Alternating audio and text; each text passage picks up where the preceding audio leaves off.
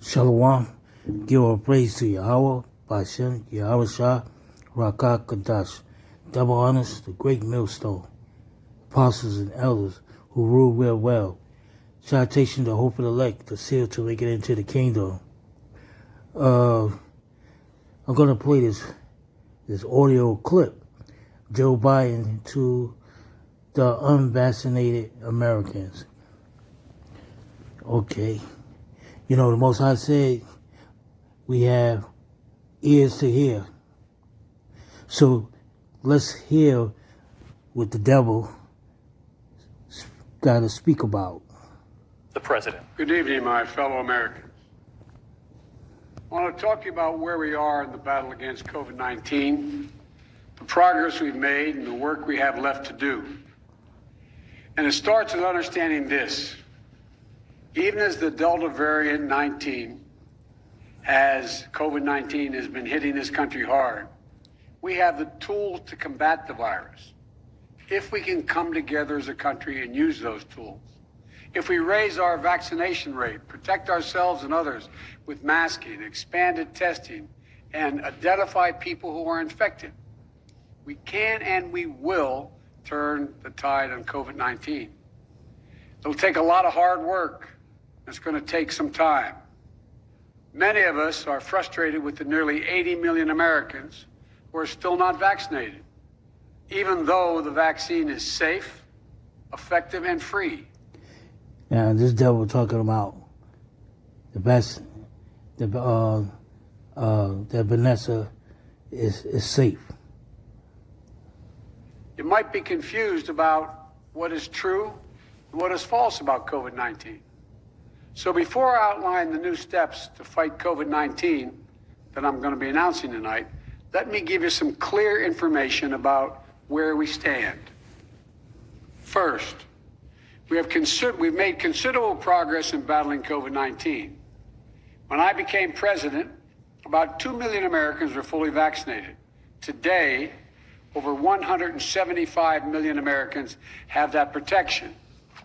Before I took office, we hadn't ordered enough vaccine for every American. Just weeks in office, we did. The week before I took office on January 20th of this year, over 25,000 Americans died that week from COVID-19. You hear how proud this devil is? Last week, that grim weekly toll was down 70%. And then 3 months before I took office, our economy was faltering, creating just 50,000 jobs a month. We're now averaging 700,000 new jobs a month in the past 3 months. This progress is real. But while America is much in better shape than it was 7 months ago when I took office, I need to tell you a second fact. We're in the tough stretch, and it could last for a while. Highly contagious Delta variant that I began to warn America about back in July spread late summer like it did in other countries before us. While the vaccines provide strong protection for the vaccinated, we read about and hear about and we see the stories of hospitalized people on their deathbeds among the unvaccinated over the past few weeks. This is a pandemic of the unvaccinated. And it's caused by the fact that despite America having unprecedented and successful vaccination program, despite the fact that for almost 5 months, free vaccines have been available in 80,000 different locations, we still have nearly 80 million Americans who have failed to get the shot. And to make matters worse, there are elected officials actively working to undermine the fight against COVID-19. Instead of encouraging people to get vaccinated and mask up, they're ordering mobile morgues for the unvaccinated dying from COVID in their communities. This is totally unacceptable. Third, if you wonder how all this adds up, here's the math. The vast majority of Americans are doing the right thing. Nearly 3/4 of the eligible have gotten at least one shot. But 1/4 has not gotten any. That's nearly 80 million Americans not vaccinated. In a country as large as ours, that's 25% minority. That 25% can cause a lot of damage, and they are. The unvaccinated overcrowd our hospitals, or overrunning emergency rooms and intensive care units, leaving no room for someone with a heart attack or pancreatitis or cancer. And fourth, I want to emphasize that the vaccines provide very strong protection from severe illness from COVID-19.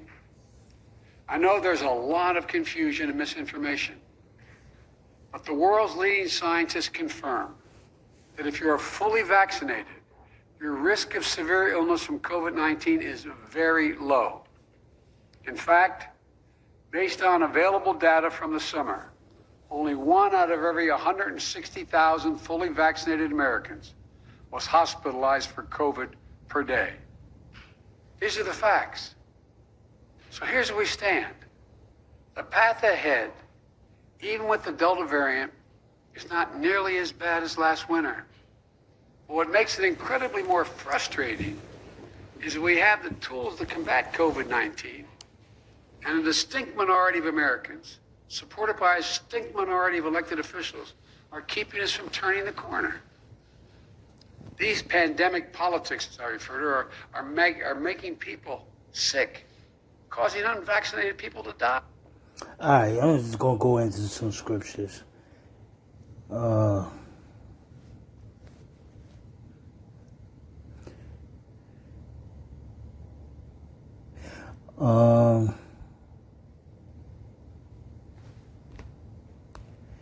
Sirach 12, verse 16. An enemy speaks sweetly with his lips, but in his heart he imagined how to throw thee into a pit. He will weep with his eyes, and you see he's weeping with his eyes. But he find an opportunity, he would not be satisfied with blood. This devil is not satisfied. He's not going to be satisfied with just your blood.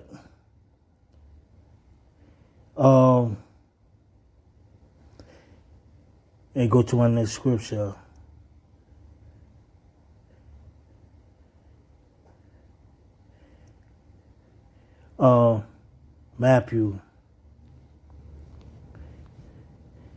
Matthew 12.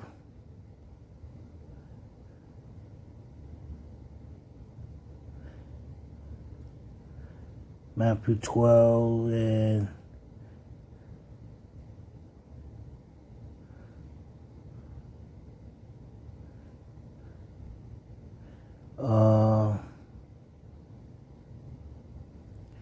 let me go to verse 34.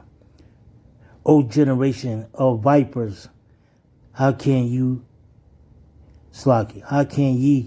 begin evil, speaking good things? For out of the abundance of the heart, the mouth speaks. Verse 35. A good man out of a good treasure of the heart bring forth good things, and an evil man out of evil treasure bring forth evil things. So you bring in evil things, which is that Vanessa. In this video, I said Shalom.